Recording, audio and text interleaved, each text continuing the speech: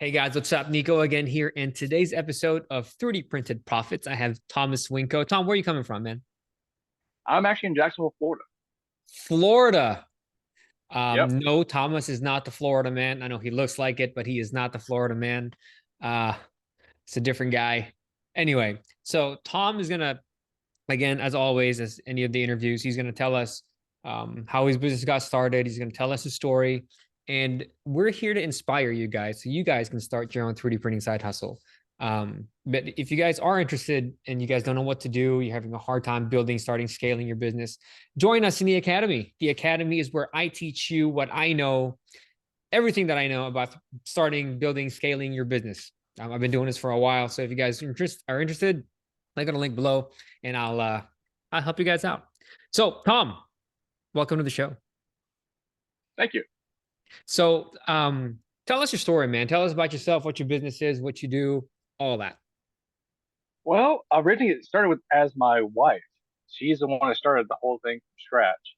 Never heard that. Um, Usually, it's the guest coming on. It's your wife that started. yeah. So I mean, I helped her out occasionally and mainly funded the endeavor so far. But she's camera shy. She doesn't like being in front of the camera. Okay, all right. So I'm the face of our company. Who knew? But it started out. She had a job and they downsized the company. They gave her a severance package, and she goes, "You know what? I've been thinking about it. I'm going to start doing this." And we originally started out, and the reason why our name of the company is Black Cat Resin is we did it as hand poured resin. I Okay. had a 3D printer that I used as a hobby, and I had the bright idea. It's like, okay, I can print this out. I can make it into a mold. Here you go. You have another item to use. And then she double booked one day for two events, and she couldn't do both of them. So I was like, okay, I'll do the other one.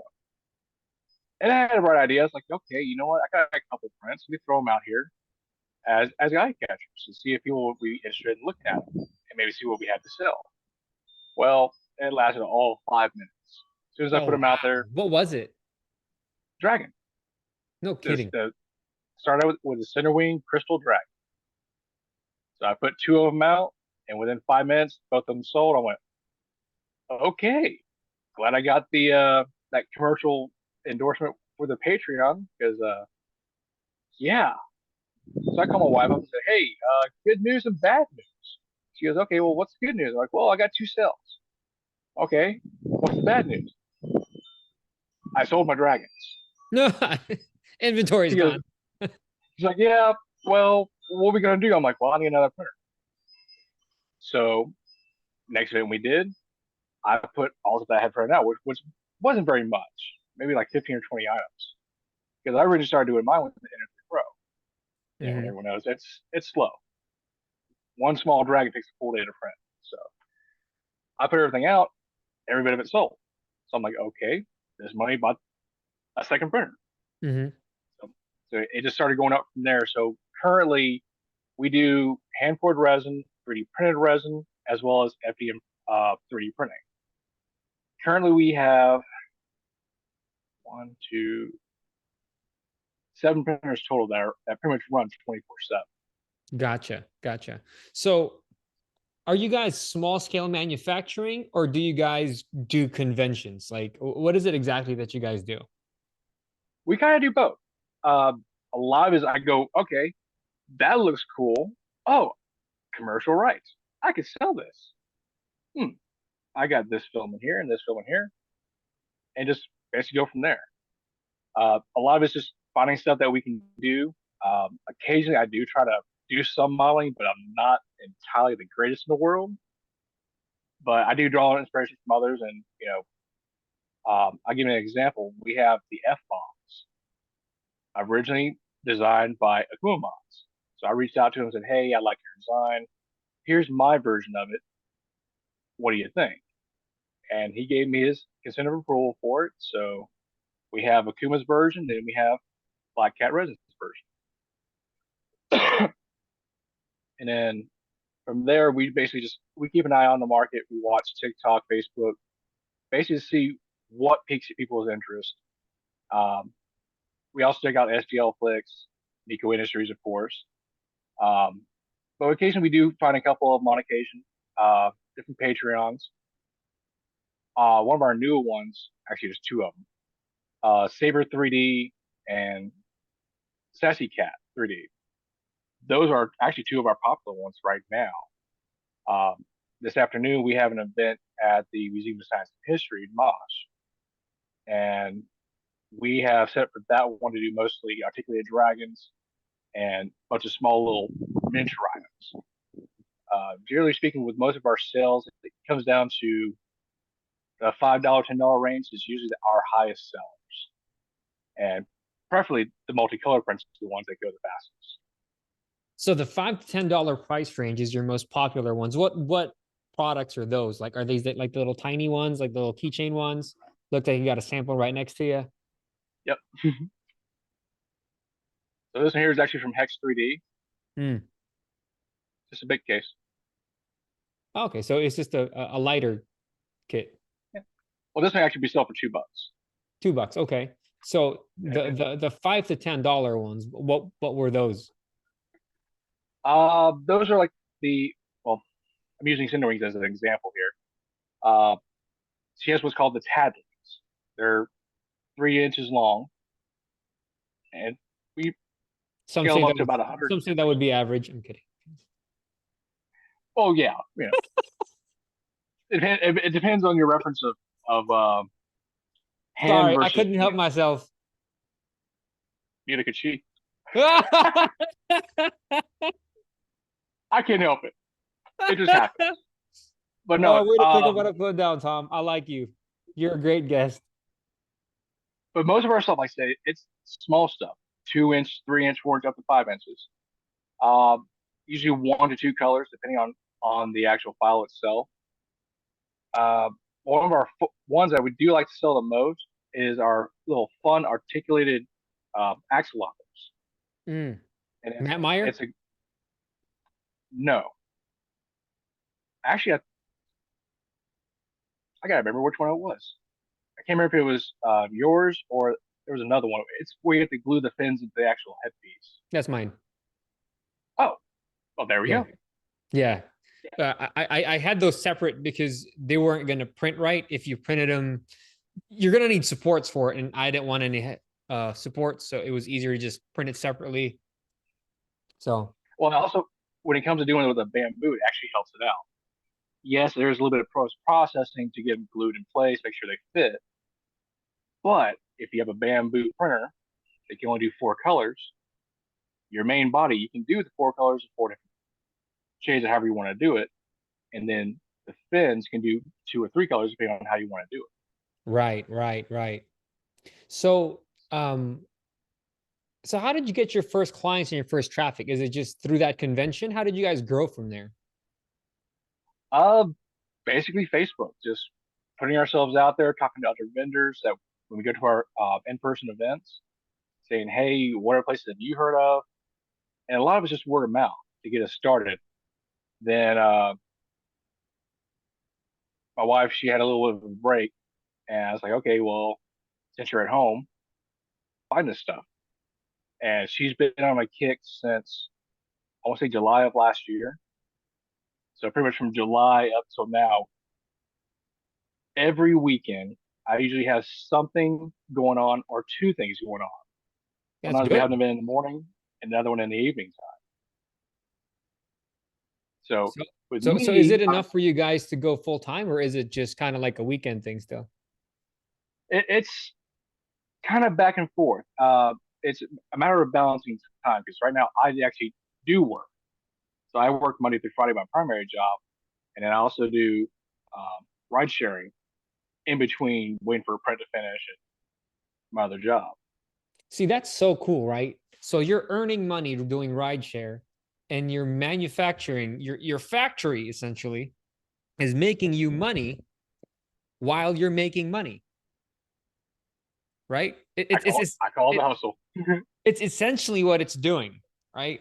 And dude, that's what I love about this industry. That's what I love about this thing. It's like while you're at work in your primary job, you have your manufacturing facility in your house, literally printing you money so you can take it and sell it. So you're making money twice at the same time, essentially, is what you're doing.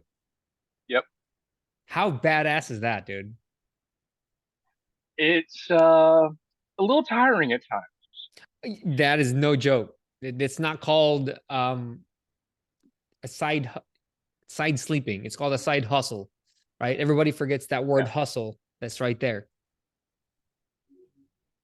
But yeah, one of the biggest things with us is, um, like I said this afternoon, we have a what's called Animania. Mm-hmm. Animania. I can't remember. It's a long name, but it's a mini con of types. And then we got another one in March. Then we have the Rocky Mountain Red Rat Festival in April. We're also going to, well, I'm going to be there because I'm going to have to drive because I don't like flying. But she has to stay home, make sure take care of the house and make sure our animals are not killing each other. So what machines are you using? You said you have 7 machines. You've been doing resin. What are those 7 machines? What are you guys running right now? Primarily in cubits. So we've got the Photon Mono, or yeah, Photon Mono 2, the Mono M5S. That's our 2 resin printers.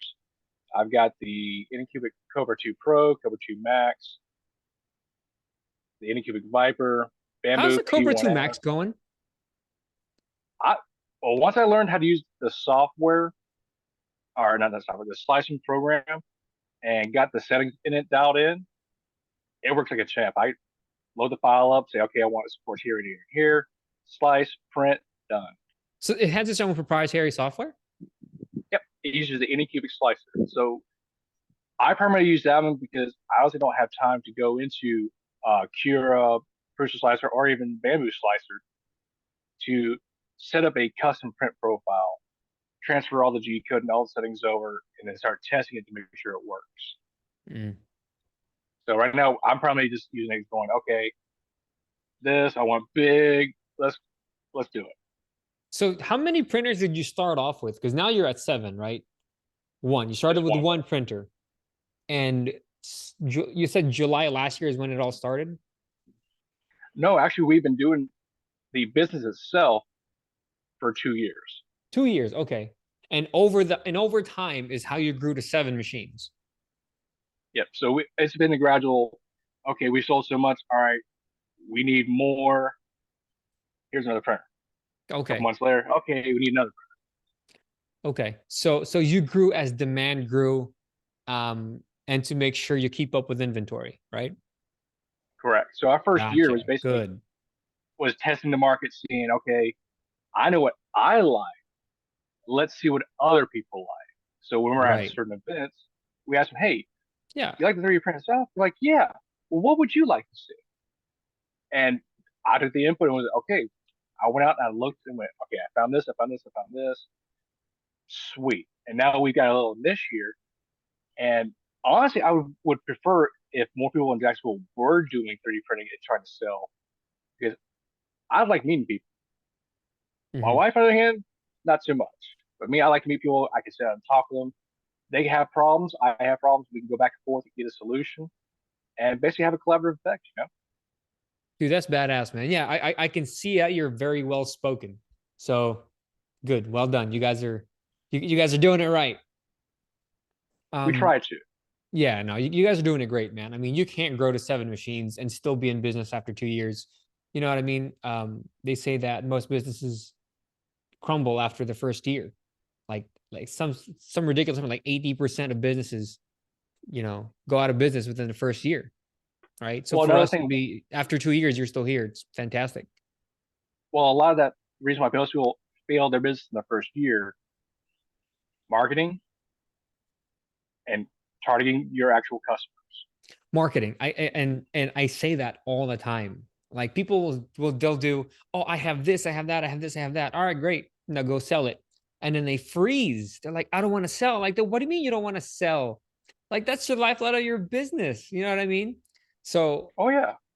man, it drives me nuts when people are like, I don't know why my business is failing. All right, well, tell me about your marketing. So when I teach people in the academy when I'm teaching my system, we start with marketing. Like if you don't have a marketing channel, don't even start. You know what I mean? Oh yeah. And one of the things that I found personally with people that I've dealt with in the 2 years, they overstep on their financial gains. They're like, oh Facts. yeah, Yes, dude. we're Yes. making $3,000 profit, but you're making 2,000 net loss. So in actuality, you're only making $1,000. If your storefront costs this amount, your electricity will cost this amount.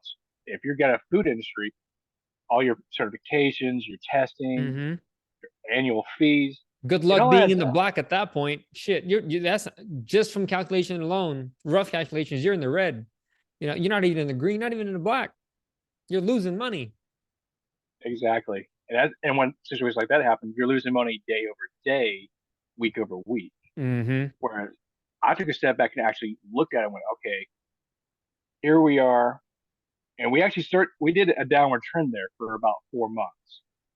And then I realized, okay, I'm doing something wrong. So I looked around and went, okay, we're doing this. Others are doing this. So I kind of went, okay, I listen here. And we were back on track. And then we grew up from there. Good, man. So speaking of downward trends, what were your first struggles when you started? Inventory. Mm, That was our biggest one because our business, we owe no money. that's great, dude. I, All we cash, took, bro. Yes. we started with using her severance package. That started it. And from there, each week I set it like this week I'm gonna set around $50. Next week, another $50. And I set the money aside, and then once a month I'll go, okay, we need an event for this, or we can do this. And that was the money that we used. We didn't borrow any money to cover those costs. Now, mind you, that was up until I would say October last year, where I was hit with the unfortunate news that my company that I was working for wanted to part ways. So my good paying job, now here I am, no job. Mm-hmm. I went, okay. I was upset that day. Next day, I'm yeah, understandably so. woke up and went, okay, here's Indeed, here's these things. And I hammered into it hard to get myself another job so that way we had steady income to cover our bills to the house. Mm-hmm. And from there, we kind of took it a little bit of another turn. I took a small loan out and got two more printers, but that loan has already been paid off Mm-hmm. as of 2 weeks ago. Nice, man. So it's just a matter. You got to have the heart. Oh You got yeah. to be able, and that's the hard part with being a business owner. You can't just sit there and go, okay, I reached this point. Here you guys go. Y'all take over. I'm just going to accept the paycheck. If that's the mentality, I can almost guarantee you it's going to fail. Mm-hmm. I'm always doing the hustle. My wife even asked me, I don't know where you get all your energy from. You've been awake for 20 hours. How are you doing? I went, coffee. It's the hustle, man. It's the hustle, dude. Yeah, we had that drive to, we know that we need the money and that's what pushes us. Cool, man. So we like to make the money, but we also want to be able to be approachable when we're in person. That we go up to say, hey, I got a question for you. I'm like, yeah, sure. What you got? And be able to answer them. Or if I can't answer them, I go, okay, hold on. Let's look at Google here. Google says this. You know, so we want to be, what's the word? Basically, just being friendly to people. Um, that way, somebody can just walk up and say, hey, you're that guy who's a millionaire. You're cool. And that's what we want I've eventually. met I played basketball with a few millionaires, and you would have never have thought, man, the nicest people, and you'll just never know who they are. Oh, yeah. And you won't know until you actually talk to the person. And that's what, I'll keep explaining to my wife, like, yes, we're here. There's nobody around. Yeah, okay, we sit down. But if there's people approaching, hey, we need to greet them. Hey, how's it going? You like our stuff? Okay, hey, no problem. We'll step to the side, let them look. And that's one of the biggest things of sales is having that approach.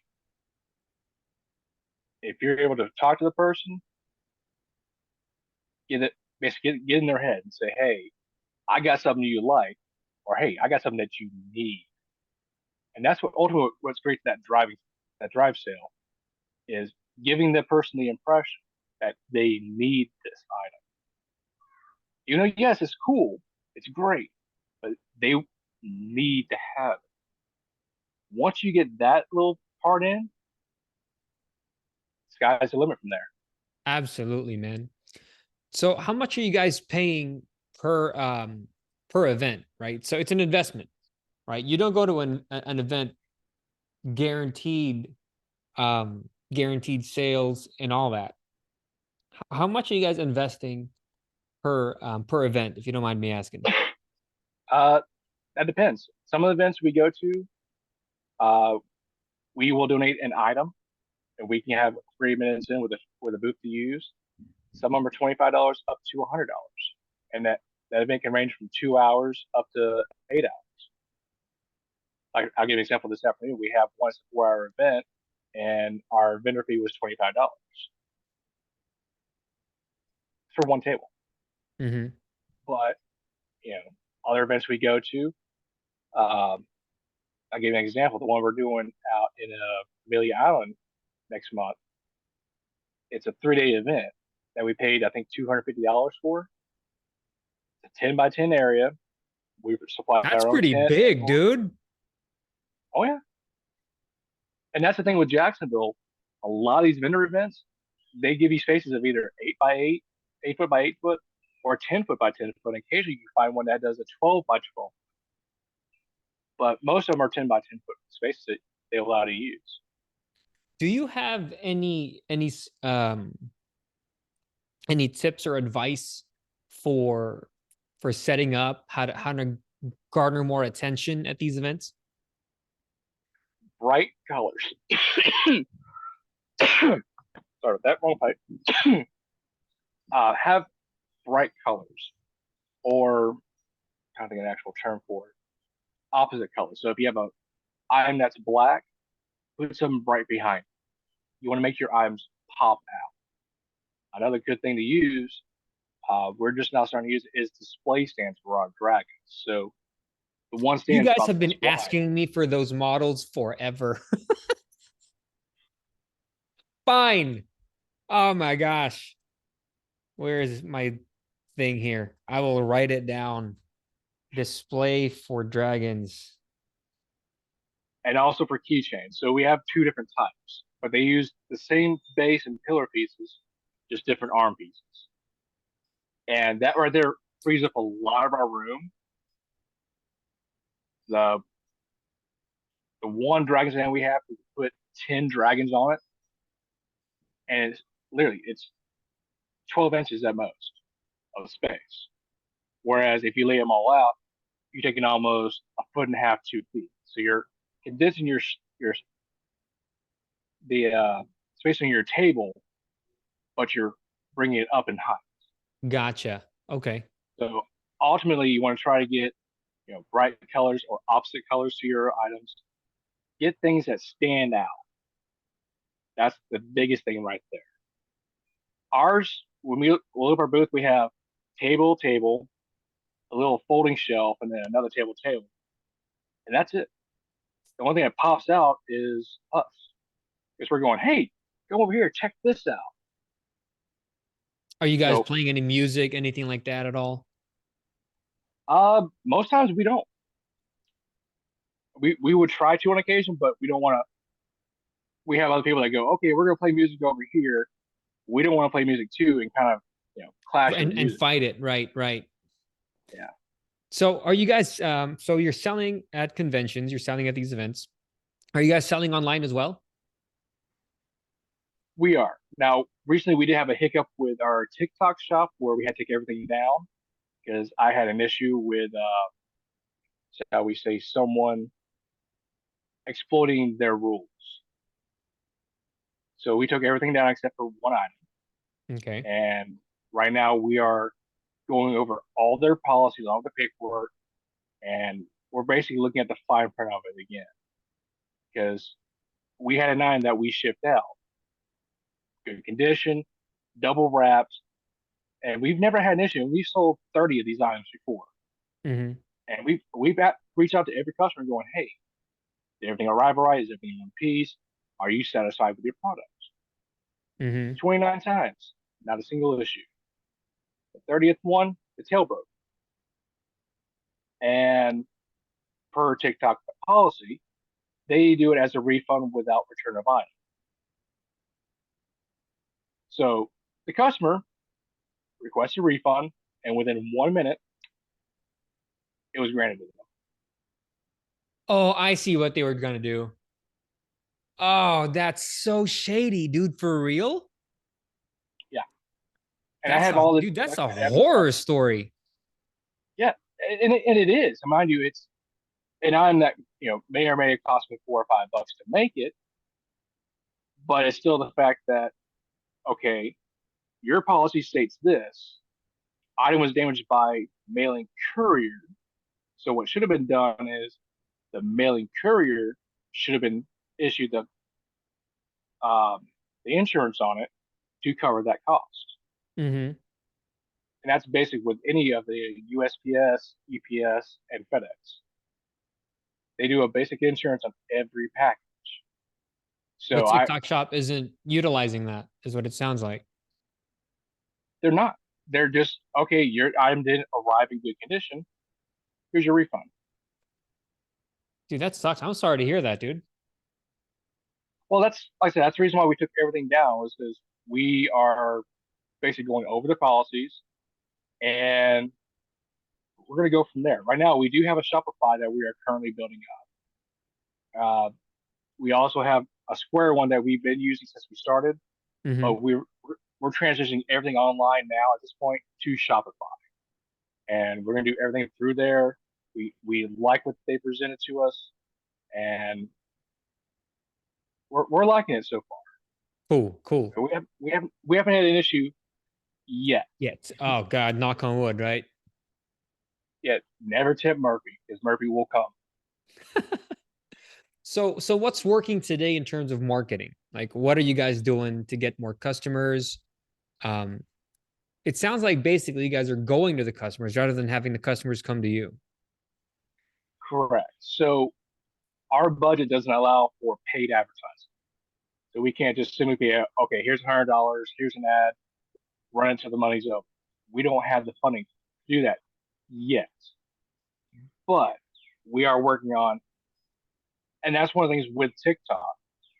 They have the promote coupons, and we had a couple $100 worth saved up that's still sitting there waiting for us to use. But it's a lot of it is just putting yourself out there. What really got us really kicked up and going was TikTok. I just go into other people's lives and go, "Hey, how's it going? What's going on, guys? Oh, that looks cool. How'd you do that?" And started making contacts from there. And eventually, one of the guys formed a Discord group for us, and we're almost at I think almost 200 people in that group now. Awesome, man. And It's a lot of people. we're growing up from there.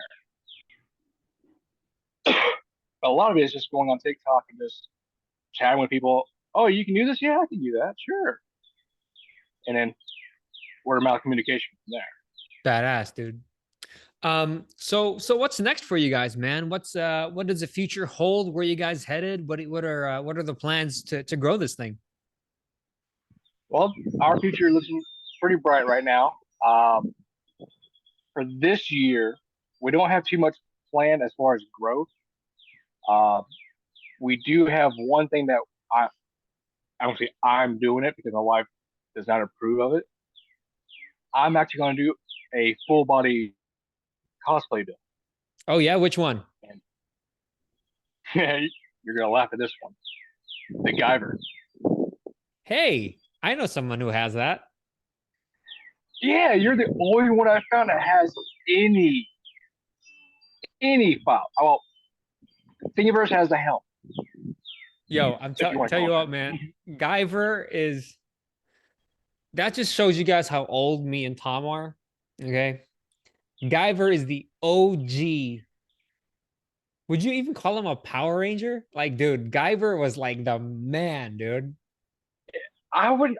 No, we couldn't call him a Power Ranger because he didn't transform it in that sense. He didn't. Or it was like bionic. It wasn't bionic. It was like organic. It was like part of his body, like an exoskeleton almost, right? So Or organic exoskeleton is how it was originally labeled when it first came out. yeah, dude, that God, they need to bring back that show, dude. They need to remake that sucker. Man, Well, did you watch the movies? who didn't watch the movies, dude? Anyone born before then, or Yeah. anyone born after that? Yeah. I watched the movies, bro. I watched them and I loved them. I was a kid, so I thought they were amazing. If I watched them now, I'd be like, oh my God, what is this? Believe it or not, me and my wife were nostalgic for the old '80s and '90s B movies. Not the good ones, the Timu style. He said the Wish movies. No, no, the Wish ones are C rated. Timu is B rated, so it's kind of like a Okay, slight okay. step above. Bro, you crack But, me up, man. All but right, yeah, so let's wrap this thing we up, love brother. those. What is your number one tip for anyone who wants to start, grow, and scale their own 3D printing side hustle? Dedication. I think that would be the most apt word to use because ultimately what it's going to come down to is you have to learn the craft, learn the programs, learn to be able to fix and repair the machines. And all of this is you have to be dedicated to do it because there's going to be times where you'll have 8 machines all go out and you're get Yeah. rattled. People think starting a 3D printing business is so easy because the machine does all the work. Like, let's start one and then come back and tell me how easy this thing is. Like, no, because you got the software, you got the post processing, there's a lot to it. You are a business, dude. So Oh yeah. dedication for sure. Well, shit, man. Tom, thank you so much for being here, dude. I really appreciate it. I know we talked about it via email, we talked about it via Facebook, and I know you're super busy. So I'm so grateful that you took the time out of your super busy day with your job, your ride share, your business, family. I mean, I'm super humbled that you took time out to talk to little old me, man. So thank you. I appreciate it. Hey, I appreciate it, man. Dude. So you guys, again, if you guys need help starting, growing, scaling your own 3D printing side hustle, meet me. 3dprinterprofits.com. I'll help you guys out. I'll teach you everything I know. I'll teach you everything that Tom knows. I'll catch you guys there. Peace, guys.